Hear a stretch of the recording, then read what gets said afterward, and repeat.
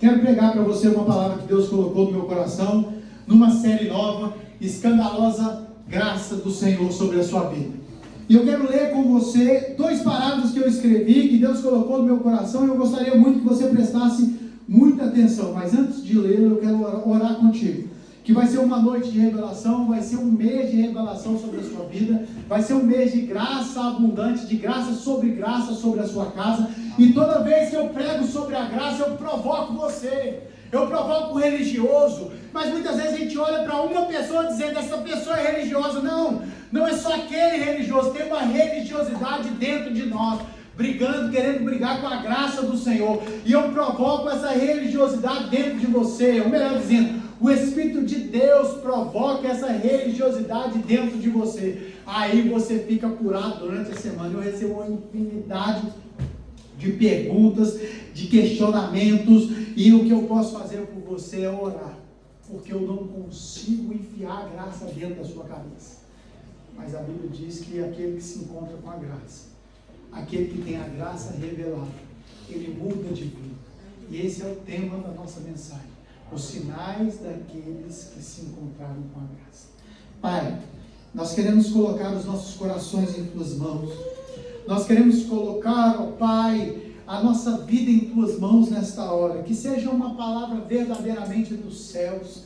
Que seja o sim do Senhor sobre a nossa vida. Que seja o nosso sim, ó Pai, para o manifestar do Espírito Santo do Senhor. Que seja uma noite de revelação dos céus. Que o Senhor venha jogar luz sobre a escuridão que nós vivemos, ó Pai, misturando graça com lei, misturando graça com merecimento, misturando graça, Senhor, com justiça própria. Muitos de nós queremos ser religiosos para nos parecer mais espirituais com o Senhor, mas nós não sabemos como viver a realidade da graça. Que seja um mês, ó Pai, de revelação da Tua palavra para a Sua igreja, porque somente a revelação de Cristo pode transformar a nossa vida. O Evangelho que Cristo nos ensinou, que Ele pregou, é o Evangelho de mudança. E para mudar, ó Pai, eu preciso enxergar o Senhor, em nome do Senhor Jesus. Amém? Amém. A Bíblia diz o seguinte, ó.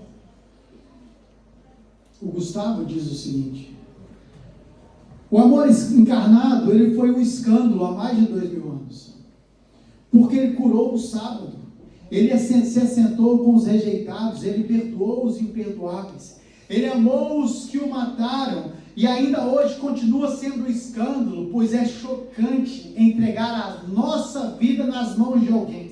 Isso causa indignação por dedicarmos os melhores anos a Deus. Parece um exagero estar nos cultos todos os domingos e ainda participar de um GECEL durante a semana. Soa contra-intuitivo ser generoso com a igreja e fora dela. Mas embora esse amor seja escandaloso e causa rejeição àqueles que não o conhecem, para mim e para você, para nós, a igreja do Senhor, este amor é o poder de Deus para curar, para libertar e para salvar aqueles que estão perdidos. Ainda eles imaginando que não estão perdidos, ainda eles pensando que não precisam ser libertos de nada, ainda eles pensando que não precisa de cura alguma, mas mesmo assim, o Senhor já se apresenta como um Senhor generoso para curar, para libertar e para salvar. Muitos de nós entendemos a graça de uma maneira errada. Muitos de nós não entendemos a graça. Muitos de nós sabem que a graça é um favor que nós não merecemos, porque o pastor sempre fala isso.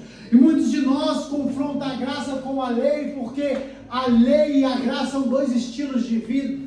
E eles são excludentes. Se você escolhe um, você não tem o outro. Se você quer misturar a graça com a lei, você não consegue. Se você quer misturar a graça com o merecimento, você está poluindo a graça. Não existe graça. E a gente não entende como viver graça de Deus num tempo onde o merecimento ele é tão real na natureza humana. No nosso trabalho, o merecimento que reina. Lá na nossa escola é o merecimento. Você tira nota boa, você pode escolher os melhores caminhos. Se você não merece, você vai escolher, você vai ficar com as piores escolhas.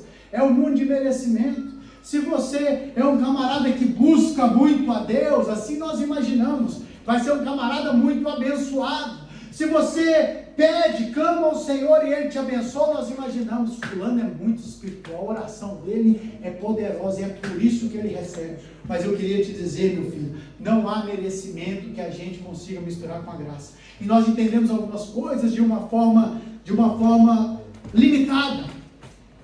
Quando a gente fala de perdão, a gente sabe muito bem o que é perdão. Mas eu quero comparar com você hoje, antes da gente entrar na palavra. Qual a diferença entre perdão e justificação? Isso vai fazer toda a diferença na sua vida.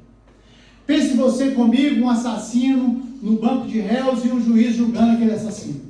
E ele é julgado e ele é condenado porque realmente ele assassinou alguém. Só que antes de despedi-lo, o juiz resolve perdoá-lo. E ele vai embora para sua casa sem ser preso, mas ele continua sendo um assassino perdoado. A justiça o julgou, teve certeza que ele fez o que eles imaginavam que ele tinha feito, mas ele foi perdoado, ele não pagou nada, então ele é um assassino perdoado. Mas a Bíblia diz que nós somos justificados pelo sacrifício de Cristo na cruz. Isso muda tudo. Isso faz total diferença. Porque a justificação de Cristo vira a página. A justificação de Cristo rasga aquele assassinato que a gente cometeu, aquele crime que cometemos, aquele pecado que cometemos. E a justificação é algo ainda além do pecado, ainda além do perdão dos pecados. A justificação é como se aquele assassino morresse na frente daquele juiz e nascesse de novo. O assassino morreu. Agora nasceu um novo homem. E aquele novo homem já não é mais assassino. E é exatamente assim que Deus tem te visto. É exatamente assim que Deus tem olhado para você.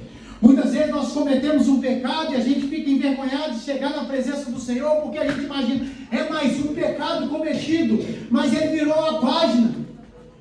Mas ele só não virou a página no dia que você aceitou Jesus, ele vira a página todas as vezes que você recorre a ele arrependido daquilo que você fez.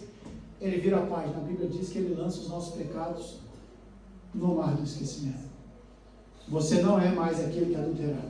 Eu tenho um exemplo muito simples acerca da nossa vida sendo pecador ou santo. Sendo um homem pecador ou justificado. E eu já dei esse exemplo muitas vezes, mas eu vou repetir porque a maioria de vocês não viram, e você que não ouviu, e você que já ouviu, você vai fazer um ar de surpresa ainda. Pensa comigo. Há um padeiro. Vocês estão vendo por quê? Vocês conhecem?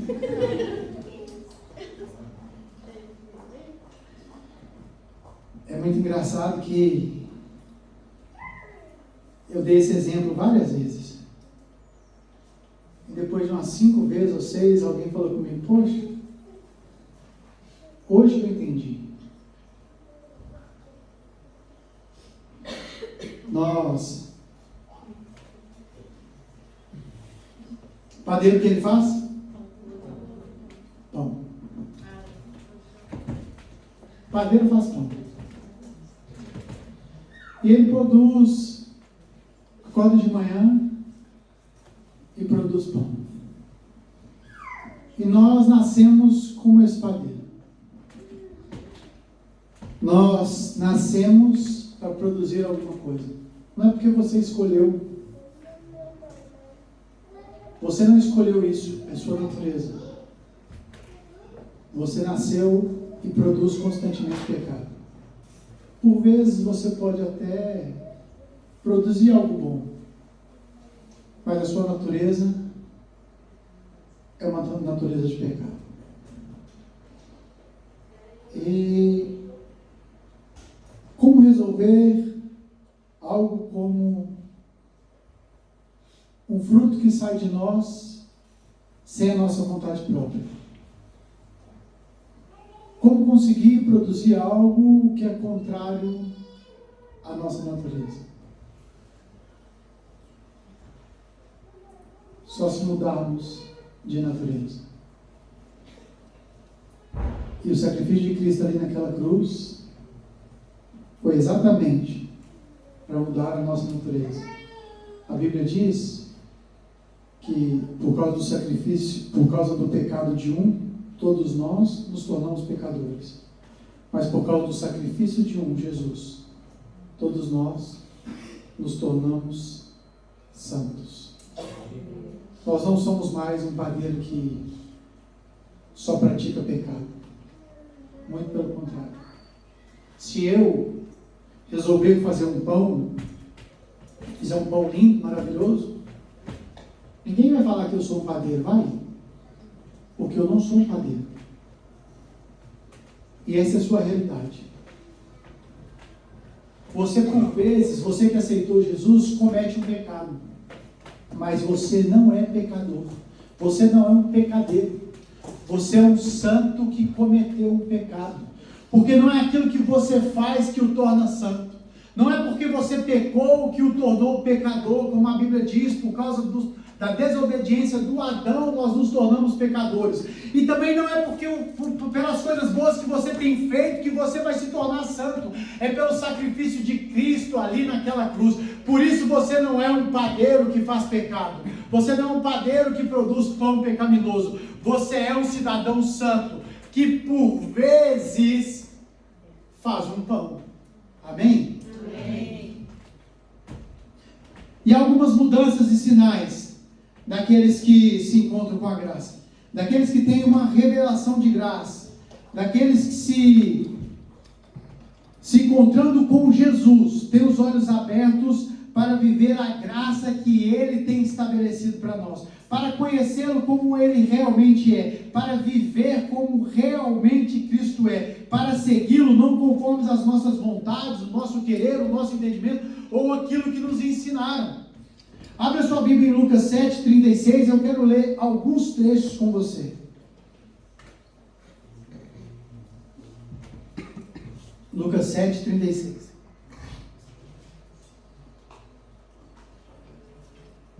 Convidou um dos fariseus para que fosse jantar com ele. Jesus entrou na casa do fariseu, tomou lugar à mesa, e eis que a mulher da cidade, pecadora, sabendo que ele estava à mesa na casa do fariseu, levou um vaso de alabastro e unguento. Estando por detrás aos pés de Jesus, ao ver isso, o fariseu que o convidara disse consigo mesmo: se esse for o profeta, bem saberia quem é a mulher que lhe tocou, porque ela é pecadora. Dirigiu Jesus ao fariseu e lhe disse: Simão, uma coisa eu tenho a dizer-te. Ele respondeu: diga-me, mestre. Certo credor tinha 2 devedores. Um lhe devia 500 denários e o outro 50.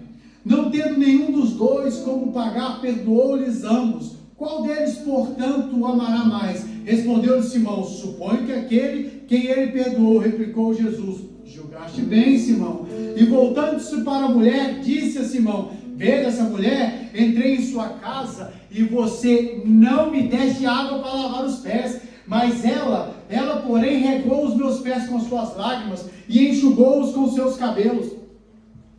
Não me beijaste, e ela, entretanto, desde que entrei, ela não cessa de beijar os meus pés. Não me ungiste a cabeça com óleo, mas esta com bálsamo ungiu os meus pés. Por isso te digo, perdoados lhe são os muitos pecados, porque ela muito amou. Mas aquele quem pouco se perdoou, pouco ama. Eu queria trazer uma realidade da nossa vida comum para que a gente pudesse entender esse texto. Aqui é muito claro. A Bíblia aqui ela é muito clara. Mas a gente se apega a algo que Jesus nos entregou e leva aquilo como uma normativa de vida, mas não sabe como viver. Você quer um exemplo bíblico, a gente não sabe como viver? Qual é o primeiro mandamento de Jesus? Ame o Senhor seu Deus. E o segundo? Ame o seu próximo como você mesmo. E a gente sabe que os nossos maiores problemas estão envolvidos em falta de amor. Por exemplo, por que muitos de nós não servem a igreja? Porque falta amor a Deus. Por que muitos de nós não são generosos? Porque falta amor a Deus. Por que muitos de nós não admitem um cargo de liderança nessa igreja ou em qualquer lugar, ou trabalhar pela igreja, pelo povo que serve a igreja?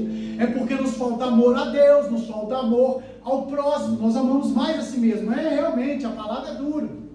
A palavra ela confronta, a palavra ela vem de encontro à nossa verdade, mas se você tiver o coração voltado ao aprendizado do Espírito Santo, você vai ver que a palavra de Deus ela é verdadeiramente a palavra, ela é verdadeiramente a verdade, ela é a verdade, ela é a suma verdade. Então olhe para dentro de você, não sou eu que estou te provocando. Se você está se sentindo provocado por esta palavra que só começou, é o Espírito de Deus te provocando. Mas eu queria te dizer, Ele não transforma por jogar na sua cara o que você é, Ele transforma pelo seu amor, e a gente vai ver isso. Então nós entendemos que falta o amor, e como que a gente vai pregar para a gente incitar a igreja a amar a Jesus? Primeiro mandamento, está no Novo Testamento, você precisa amar a Deus, lei. Mesmo no Novo Testamento nós encontramos uma lei para enfiar a goela abaixo do cristão, para que ele se sinta obrigado a amar a Deus, mas ele não consegue amar a Deus porque ele não sabe como. Daí nós empurramos outra verdade bíblica, mas a gente não sabe como viver. Você precisa amar o seu irmão, mas eu não consigo. Não é que o meu irmão seja tão ruim, mas é porque eu não sou tão bom. E a Bíblia está dizendo algo muito simples e poderoso. Como amar a Deus, como amar a Jesus, ter a certeza do quanto Ele te perdoou, saber de onde Ele te tirou, saber que você tinha uma imensidão de pecados e não conseguia resolver sozinho, saber que você estava no mercado de escravo e ninguém queria te comprar. A Bíblia diz que nós éramos escravos e ninguém queria nos comprar, mas ele pagou um preço, e não foi um preço baixo, Ele pagou um preço alto para comprar você, para me comprar. Então eu queria te dizer, meu irmão, o amor, ele pode ser verdadeiramente algo encontrado por nós e vivido por nós, mas nós vamos precisar entender de onde Deus tem nos tirado. E esse é um questionamento que você deve fazer hoje, amanhã, durante a semana. De onde Ele me tirou? Aonde eu poderia estar? Eu sei bem de onde Deus me tirou. Eu estava pregando, eu estava no GCL dos jovens e adolescentes essa semana, e eu estava aleluiado como no domingo passado. Aí eu peguei eles e eu disse para eles o seguinte, eu vou repetir para vocês. O evangelho que 95% dos nós, o evangelho que 95% de nós que estamos aqui está pregando ou vivendo, nem nós mesmos queremos. É uma coisa ruim, chata, enjoada. O evangelho que nós estamos anunciando é um evangelho sem chama, sem fogo. É um evangelho que nem nós mesmos sabemos o que é. A Bíblia que nós citamos, ela é um livro tão ruim que nem nós mesmos lemos. E como que você quer incitar as pessoas lá fora a ler essa Bíblia que nem nós mesmos estamos lendo? Eu disse para eles, para nós, acima dos 40, acima dos 50, nós admitimos o evangelho mais tranquilo, mas o evangelho bíblico.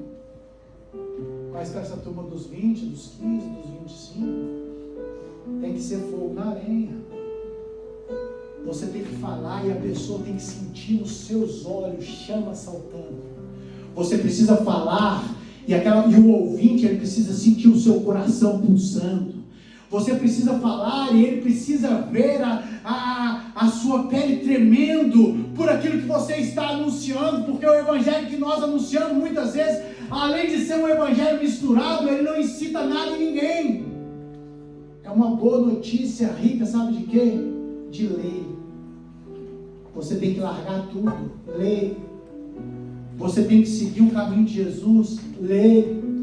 Você precisa amar a Deus e largar as drogas, lei. Você precisa amar tanto os seus pais, a sua família, que você tem que perdoá-los, lei. Você não vai conseguir viver a lei, porque se a lei salvasse, Jesus, ele não tinha vindo nos salvar. A lei é para incitar, para mostrar que nós não conseguimos viver sem alguém para nos resgatar. Nós não conseguimos viver com a lei de Deus para agradar a Deus. E a graça é algo diferente. A graça não é aquilo que fazemos para agradar a Deus, é aquilo que Deus fez para nos reconquistar, para nos comprar, para nos possuir. E quando nós não entendemos o amor, quando nós não entendemos de onde Deus nos tirou, nós não conseguimos viver tudo aquilo que Deus tinha preparado para que vivíamos.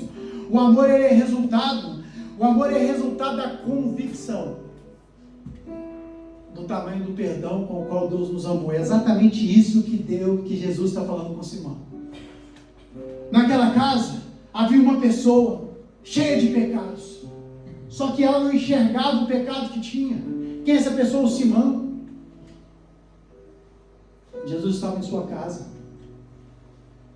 Jesus foi comer com ele, se assentar à mesa com ele, mas ele estava cheio, sabe de quê? De merecimento.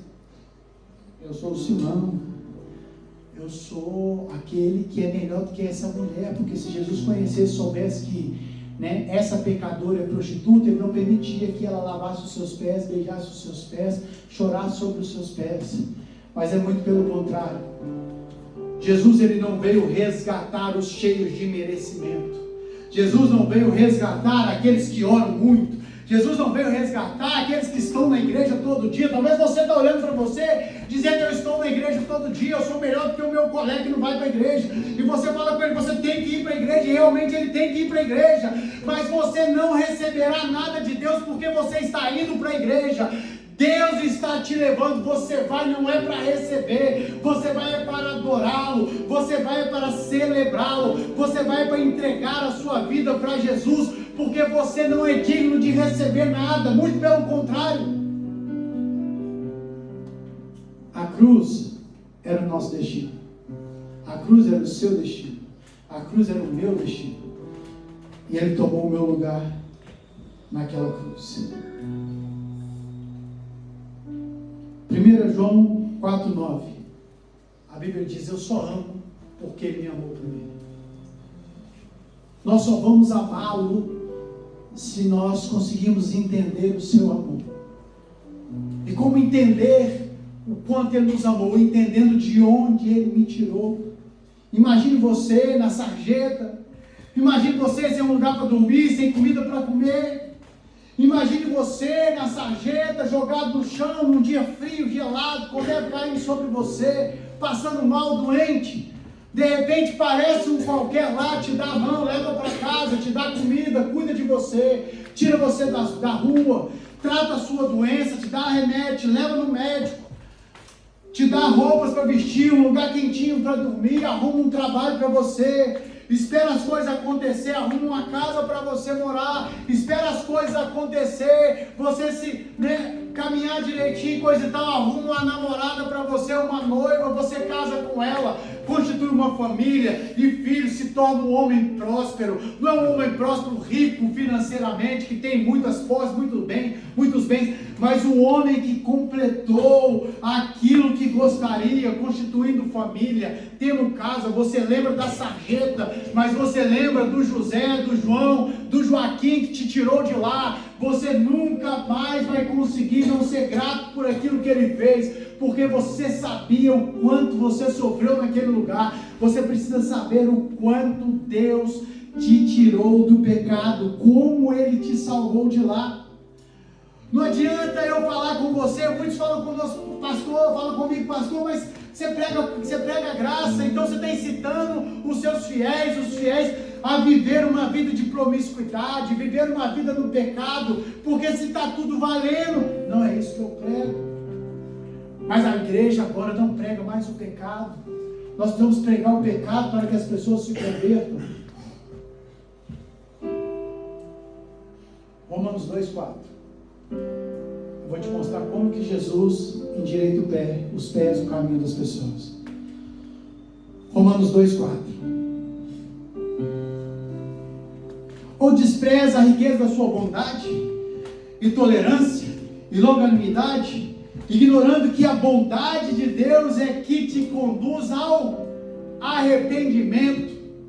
Não é anunciando o seu pecado que eu vou te conduzir ao arrependimento, é anunciando a bondade de Deus, anunciando a graça de Jesus Cristo, anunciando esta graça que para muitos é um escândalo, é um absurdo, para muitos de nós também parece absurdo, mas a Bíblia diz que esta graça não é um livre conduto para pecar, muito pelo contrário, ela nos educa para viver uma vida santa. Quando nós lemos no Novo Testamento, você deve amar a Deus, aquilo não é um mandamento, simplesmente é uma promessa. Quando a Bíblia diz que você agora não pode, né? Agora na lei a Bíblia diz o seguinte, que você adulterava quando você se deitava com alguém. Agora no Novo Testamento Jesus está dizendo que quando você pensar em alguém com pensamento impuro, você está pecando, você está constituindo um pecado. Ele está dizendo: eu estou te dando condição para viver esta verdade. O Novo Testamento é um testamento do poder de Deus para nos fazer viver uma vida santa, e a graça do Senhor é a manifestação do amor de Deus para que nós possamos viver conforme a vontade do Senhor. Então aquela mulher entendeu o quanto ela foi amada, o quanto ela foi perdoada, porque ela era sim uma prostituta, mas com certeza ela tinha encontrado com Jesus, porque ela já se derramou aos seus pés e chorava, ela já se derramou aos seus pés com um amor extravagante. E eu queria te dizer, aquele que entende de onde saiu, que tem revelação de onde Deus te tirou, o seu amor ele é sim extravagante, o seu amor ele é grande. Você consegue viver o amor em conformidade com a palavra do Senhor, mas você precisa ter luz na sua revelação de onde Deus te tirou, senão a gente não consegue amar a Deus, porque a quem muito ele perdoou, muito amor.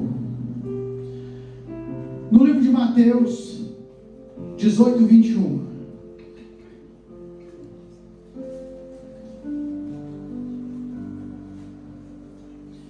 Então Pedro, aproximando, lhe perguntou: Senhor, até quantas vezes meu irmão pecará contra mim, para que eu perdoe? Até 7 vezes? A gente vê que Pedro era bem espiritual, né? Porque o número 7 é um bom número da gente falar. Por que não é 8, 10, 5? Perguntou Jesus: não te digo 70 vezes, mas 70. Ele não está falando de quantidade. Jesus não está dizendo quantidade, é 490 vezes. Não é isso que ele está dizendo. Ele está usando uma figura de linguagem para dizer que não tem medida, que não tem até quantas vezes. Por isso o reino do céu é semelhante ao rei que resolveu ajustar conta com seus servos. Cara, isso é muito incrível, isso é muito poderoso.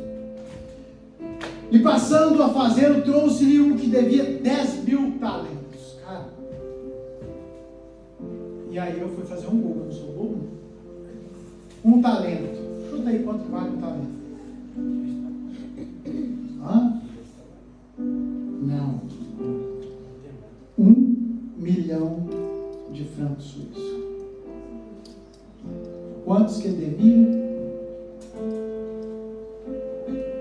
10.000 talentos.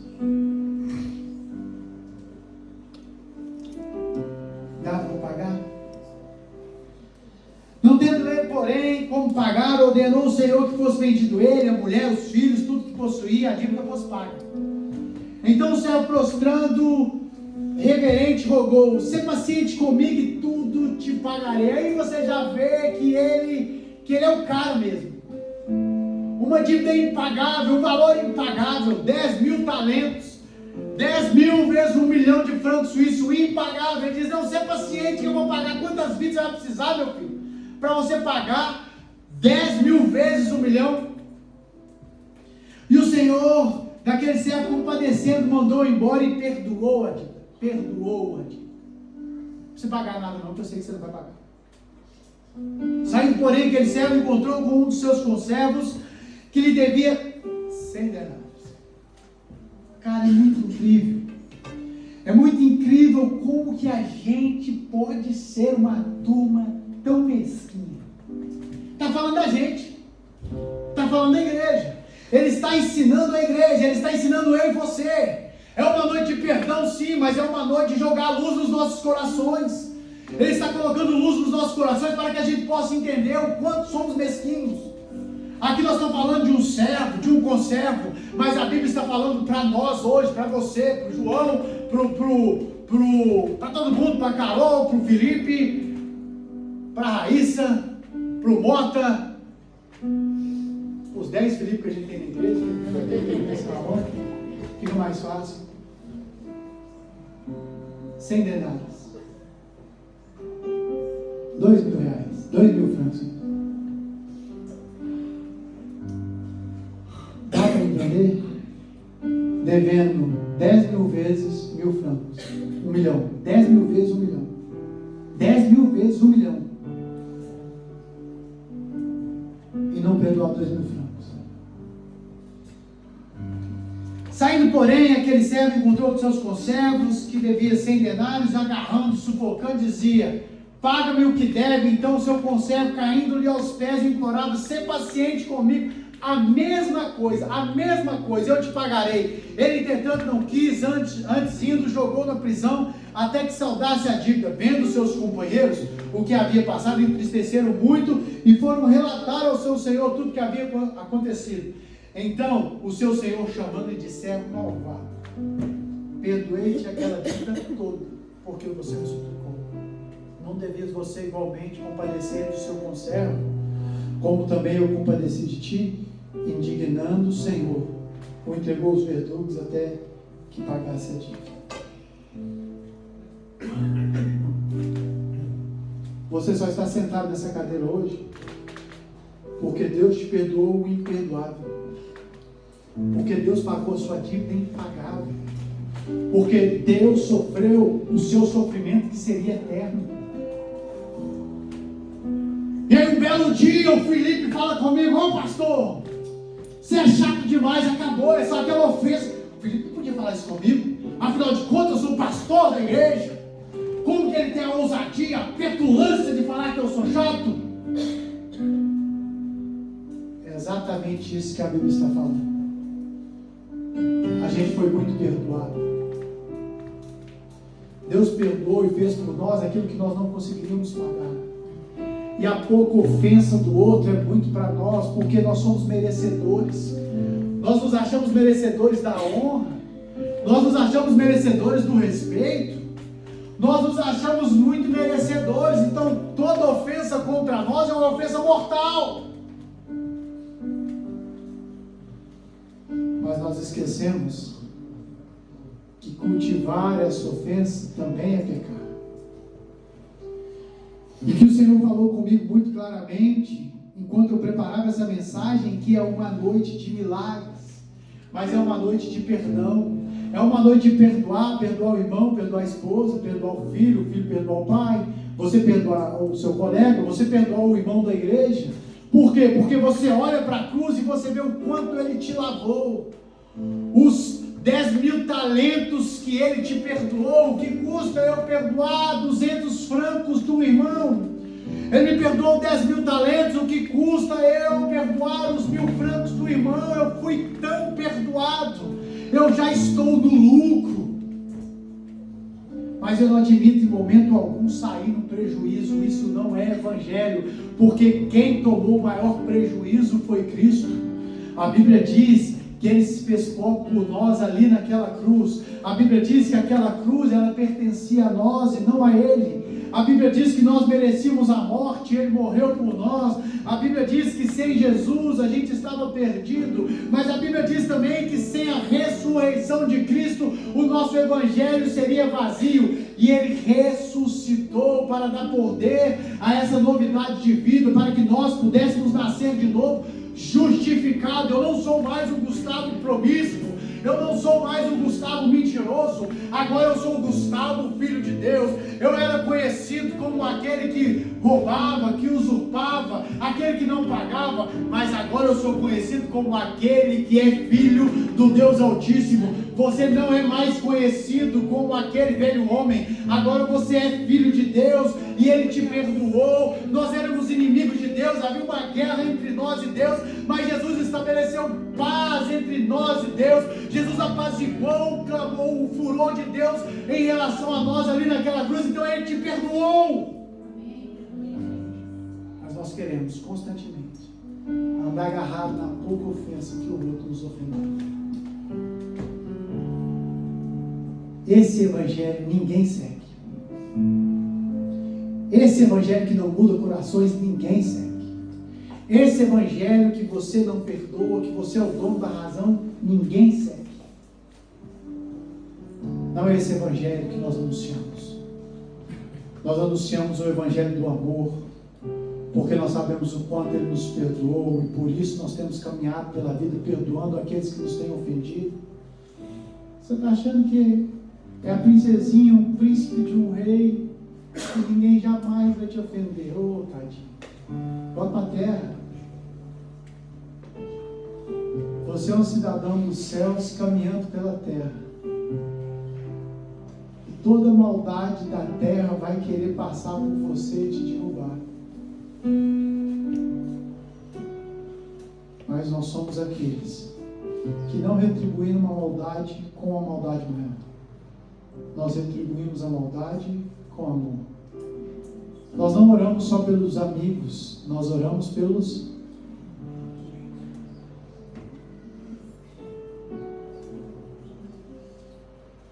inimigos.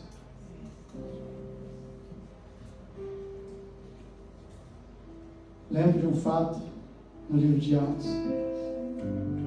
Um jovem morrendo apedrejado, Estevão. Depois que ele abriu o verbo, o Espírito Santo usou ele de uma maneira tão poderosa. Ele foi apedrejado. E pouco antes de morrer, ele falou: Deus, eles não sabem o que fazem. Perdoa eles.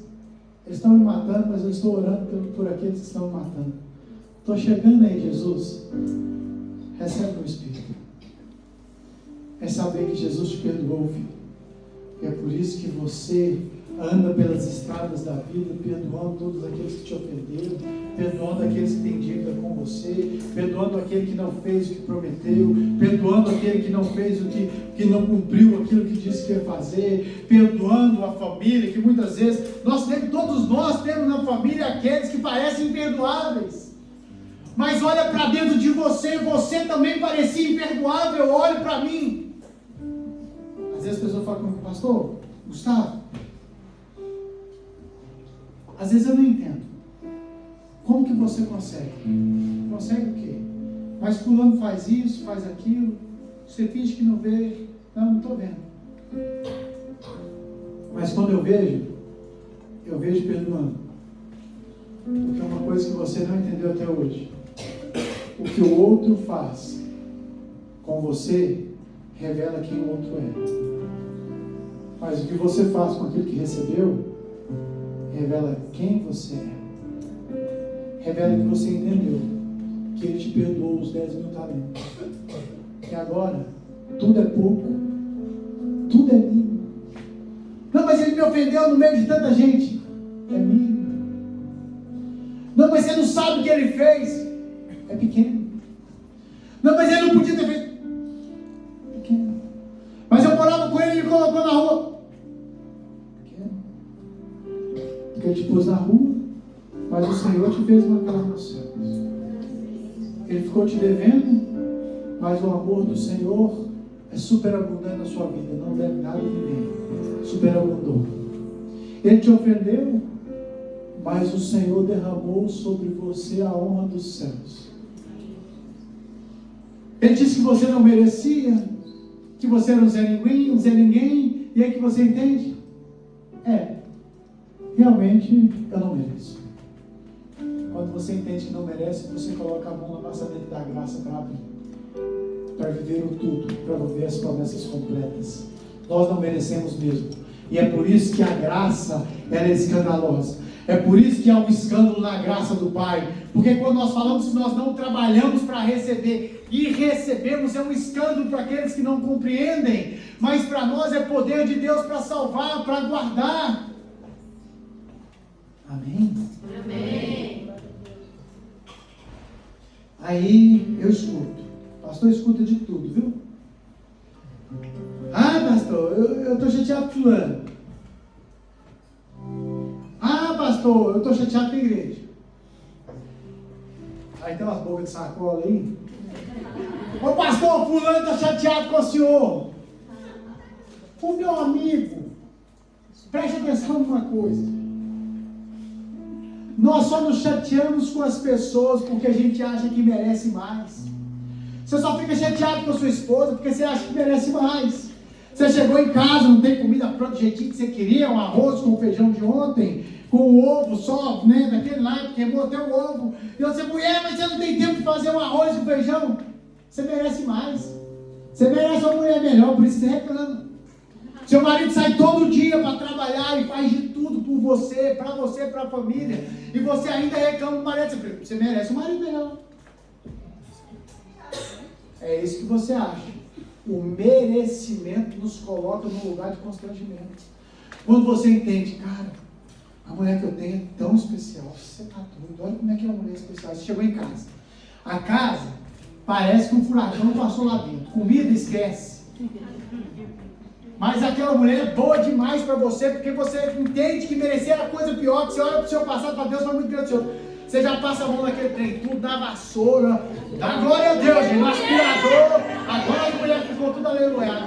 Aí você vai para a cozinha, como o Lucas vai, faz uma comida boa, um trem de primeira, arruma tudo, fala, vai tomar banho, mulher, eu vou dar banho nos meninos. Quando dá 9 horas tá tudo pronto, comida pronta, casa limpa, banheiro cheiroso, menino tomado banho, você fala, agora vem, mulher. Senta aqui que eu vou te servir. Eu não tenho o que eu mereço. Eu tenho muito mais do que eu mereço. É por isso que eu faço isso. É por isso que quando o marido chega de casa, endoidando a cabeça, porque os patrões deixam nós doidos, uma luta danada, ele já chega, bate a porta e fala, agora lá vem, né, a bronca. Vem cá, meu grande marido. Meu lindão. Meu cheiroso que está fedorento, vai tomar um banho, eu vou fazer uma comida delícia para você. Inclusive já comecei a fazer aquela lasanha que você gosta. Pode tomar banho, demora lá uma meia hora, que eu estou arrumando, está meio bagunçado assim que eu cheguei atrasado. Mas pode deixar que eu vou ajeitar os meninos e vou ajeitar tudo. Na hora que você sair vai estar na mesa, quentinho para você comer. É porque você enxergou que o que você merecia era muito pouco. O que você merecia era muito pior do que o que você tem. Você tem algo que você não merece. Você tem algo especial que Deus te deu. Amém. E é por isso que você vive. Talvez você olhe para os seus pais e falou, mas meu pai é muito chato. Lá em casa é assim, né? Olha para a mãe é de primeiro. Olha para o pai, é bronco. Toda vez que ela pedir um negócio, para quem pede? Para a mãe. Quando a mãe não quer deixar que ela fala, vai no pai. Ô pai, mas você é linha dura demais. Fala, você que é muito chato, pidão, enjoado. Por quê? Porque eu mereço filho melhor. Ele merece um pai melhor do que eu. A gente nunca vai conseguir se encontrar, filho, se a gente achar que merece aquilo que a gente não merece. Que a gente merece mais do que aquilo que a gente tem. Nós não merecemos.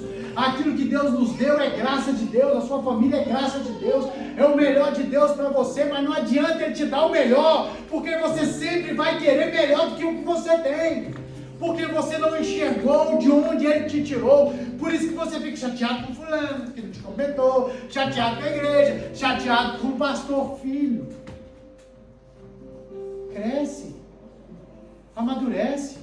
Paulo fala com a igreja, olha, não dá para conversar com vocês como se vocês fossem adultos, são crianças. Eu queria realmente trazer uma palavra, Paulo dizendo, eu queria realmente trazer uma palavra para vocês consistente. Algo que vocês conseguissem entender, mas vocês não crescem. Por que não crescia? Mimimi dentro da igreja. Disputinha boba dentro de casa. Disputando com os filhos.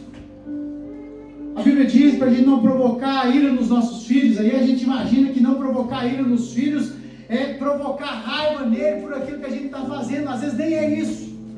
A sua falta dentro de casa provoca ira nos filhos.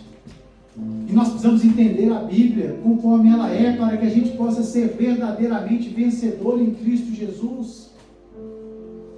Nós precisamos ser pais dentro de casa, nós precisamos ser marido dentro de casa, vocês precisam ser mãe dentro de casa, esposa dentro de casa, filhos de verdade, homens cheios de Deus. Não é chegar na igreja e dizer, Pai do Senhor, irmãozinho, chegar em casa.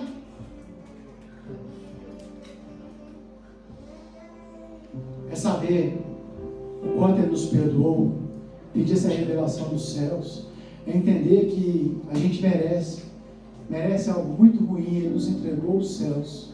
A gente merece a morte, Ele entrega a vida. A gente merecia a maldade, Ele entregou a bondade. A gente merecia a doença, Ele entregou a cura. A gente merecia uma vida vazia e Ele nos encheu com a Espírito Santo do Senhor. A gente merecia estar perdido nesse mundo e Ele abriu um caminho no deserto. A gente merecia tormenta e Ele apaziguou o mar, Ele acalmou o mar. A gente merecia uma vida sem conexão com ninguém, Ele nos conectou à família, Ele nos conectou à igreja, Ele nos reconectou a Deus.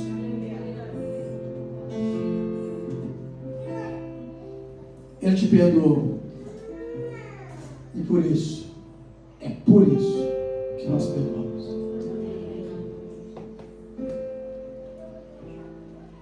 Lucas, você me dá mais 5 minutinhos?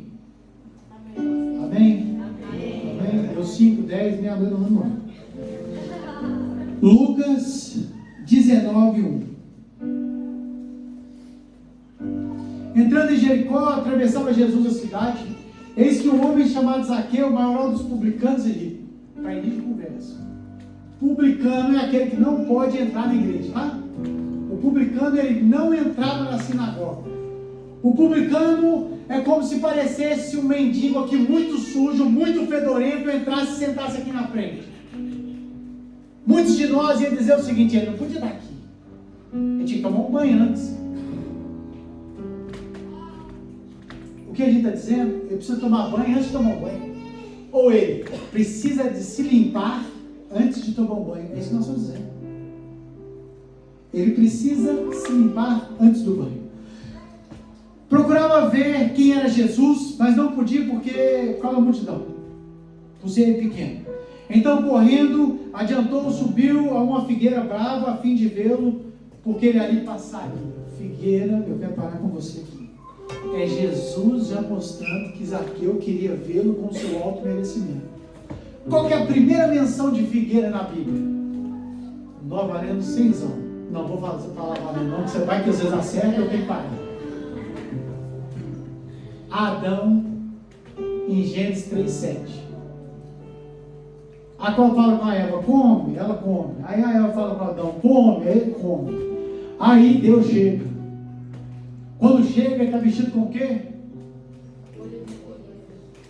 Fez um bermudão para ele de figueira, fez uma camisa de figueira.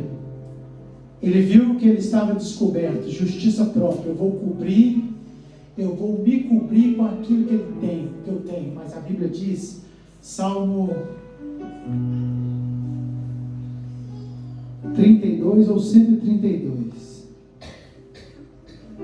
Feliz é aquele que tem os seus pecados encobertos pelo Senhor. E o Adão procura cobrir os seus pecados com a folha de figueira, mas Jesus encontra com a figueira na sua caminhada, lembra? Tinha uma figueira, ela tinha folha. E naquele tempo realmente não era tempo de figo, mas a figueira com folha, ela tinha figo temporão, e Jesus vai buscar um figo numa figueira de folhas, só que ela só tinha aparência de vida, ela estava morta. Não tinha figos. Jesus disse: você não vai ter figo mais. Matou a figueira. Essa passagem ela é muito provocativa. Para mim ela é escandalosa, porque eu não entendi o que Cristo estava querendo dizer. Mas quando você volta na primeira menção da figueira, tem uma coisa muito óbvia que ele está falando. Ele está destronando a nossa justiça própria. Ele está destruindo o nosso merecimento. Adão achou que ele podia cobrir o seu pecado com a figueira que ele coziu lá, que ele fez para ele roupas. E Jesus estava dizendo: com a sua justiça própria, o que você vai ter é morte. E o Zaqueu, ele sobe bem numa figueira brava para ver Jesus passar. Ele era um cara que não podia entrar na igreja, mas Jesus podia entrar na casa de Zaqueu. E Jesus fala: desce que eu vou comer em sua casa, desce que eu vou chegar lá. Talvez você seja uma pessoa como Zaqueu, talvez você é cheio de justiça própria, talvez você é aquele que imagina, mesmo estando aqui dentro, que não podia estar aqui, porque aqui está a presença do Senhor. Mas eu queria te dizer que a presença de Deus não está em um lugar, está em você. Mas mesmo você achando que não é merecedor de estar aqui, Deus, Ele quer entrar na sua casa e fazer morada lá. E aonde o Senhor faz morada, gera sinais. O primeiro sinal é um amor extravagante. O segundo sinal é o perdão. O terceiro sinal é a generosidade. Zaqueu fala com Jesus. Lê o texto.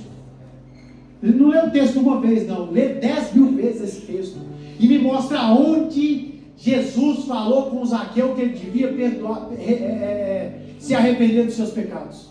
Aonde Jesus mostrou a lei para o Zaqueu? Me mostra onde.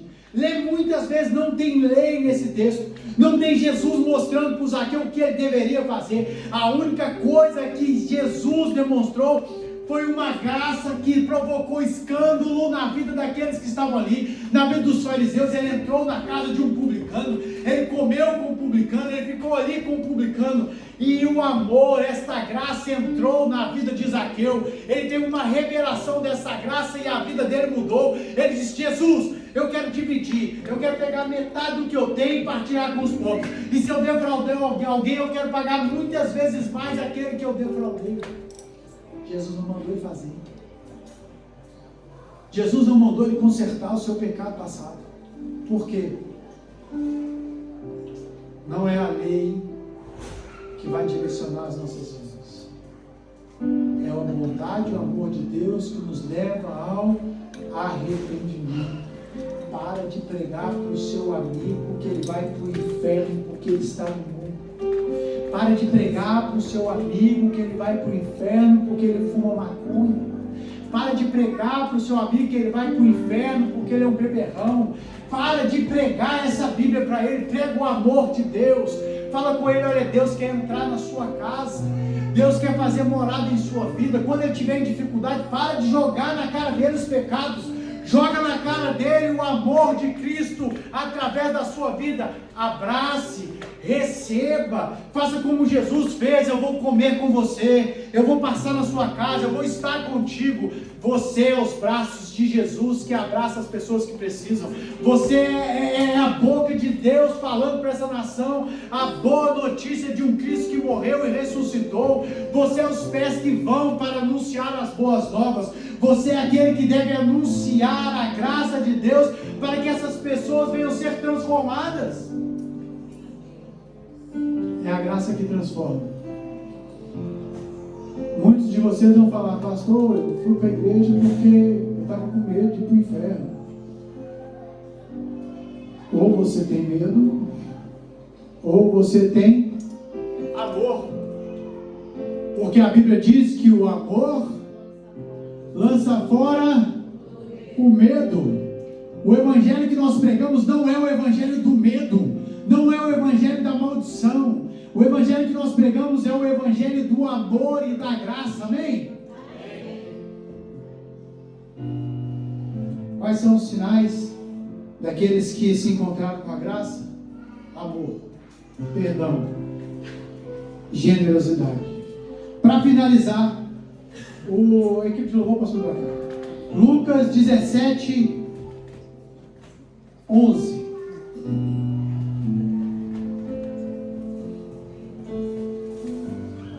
De caminho para Jerusalém, passava Jesus pelo meio de Samaria e da Galileia. Ao entrar numa aldeia, saíram-lhe ao encontro 10 leprosos, que ficaram de longe e lhe gritaram, dizendo: Jesus, mestre, compadece de nós. Ao vê-los, disse Jesus: ide, mostrai aos sacerdotes. Aconteceu que indo eles foram purificados. Um dos 10, vendo que fora curado, voltou, dando glória a Deus em alta voz, e prostrou-se com o rosto em terra aos pés de Jesus, agradecendo-lhe, e este lhe era samaritano. Em outra tradução, diz que ele era estrangeiro. Jesus perguntou: não curei os 10? Onde estão os outros 9? Ninguém voltou para a glória a Deus, exceto esse estrangeiro. E diz Jesus: levante e vá, a tua fé te curou. Quando a Bíblia diz que aquele leproso que voltou, ele era estrangeiro, a Bíblia está nos dizendo algo muito recorrente para a Bíblia, mas para a gente fica escondido. Quando ela diz que esse leproso que voltou era estrangeiro, diz que ele não era descendente de Abraão, Ele não era merecedor das bênçãos de Jesus, das bênçãos de Deus, porque ele não tinha aliança com Deus. Mas a Bíblia diz muito claramente que 10 foram curados e o que voltou para agradecer era um estrangeiro, quer dizer que os outros 9, eles eram daqueles que tinham aliança com Deus, mas eles não voltaram. Eles mereciam, eles achavam que eles mereciam ser curados porque eram filhos de Abraão. Muitos de nós vêm para a igreja e acham que nós somos merecedores da bênção porque nós estamos vindo à igreja. Muitos de nós acham que nós somos merecedores da bênção porque nós lideramos o GCL, nós pregamos, nós cantamos, nós tocamos. Muitos de nós se acham merecedor da bênção porque a gente ora muito, a gente jejua muito.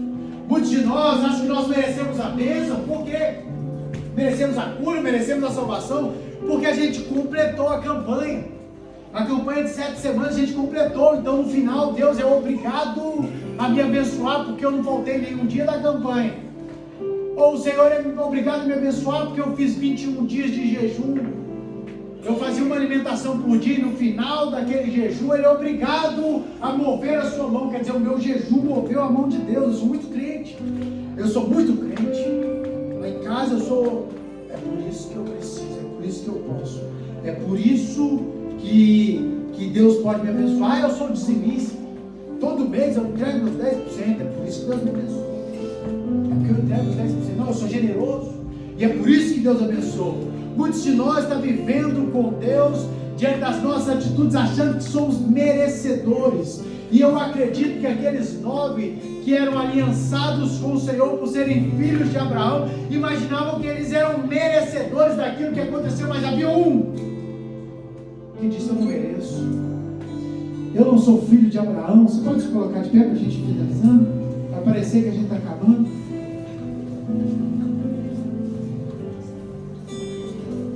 Havia um sem nome, um estrangeiro sem aliança, um estrangeiro que também era leproso e foi curado.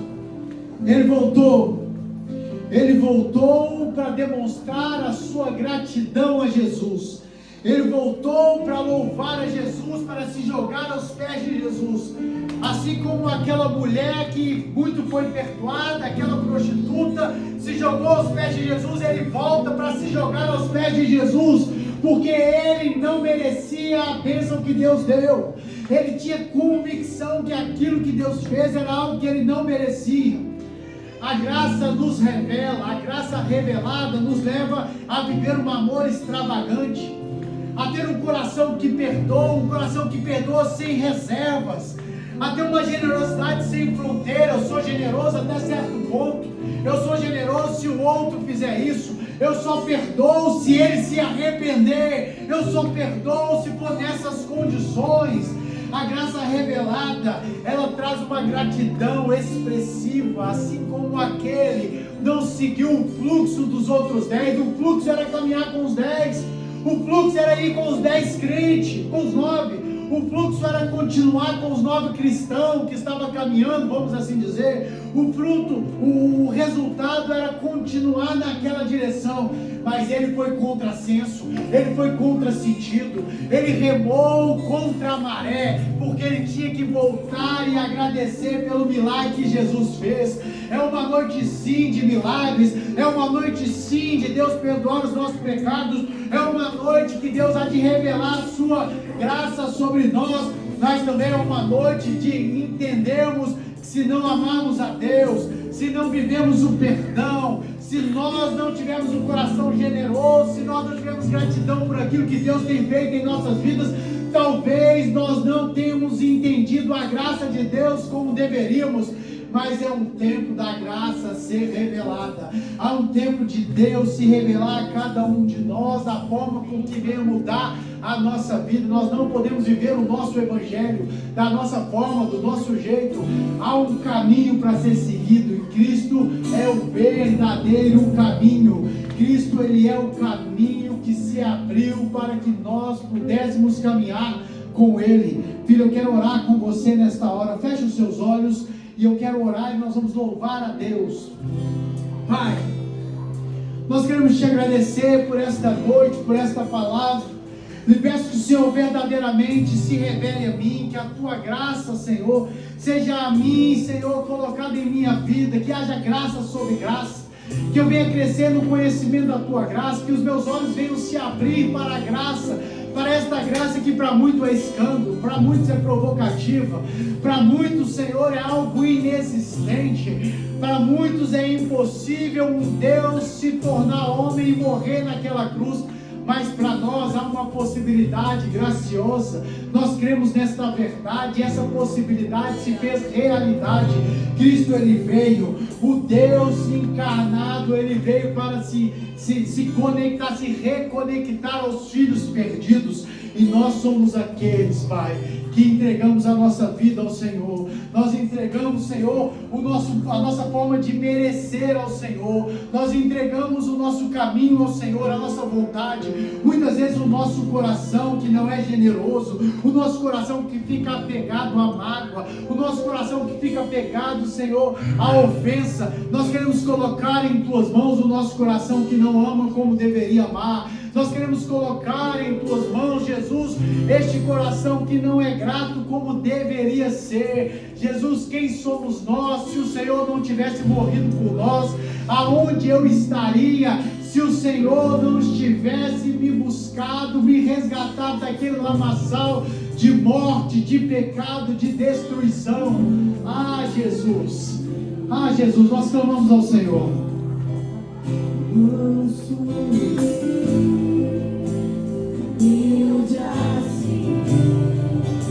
Oh, aleluia.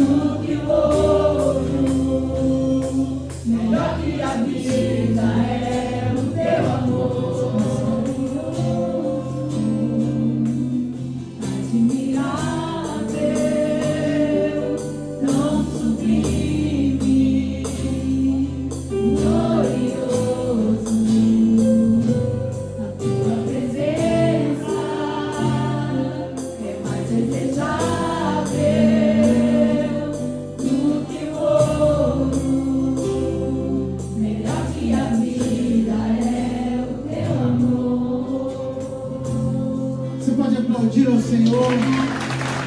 Sempre começar com a sua graça tem nos sustentado.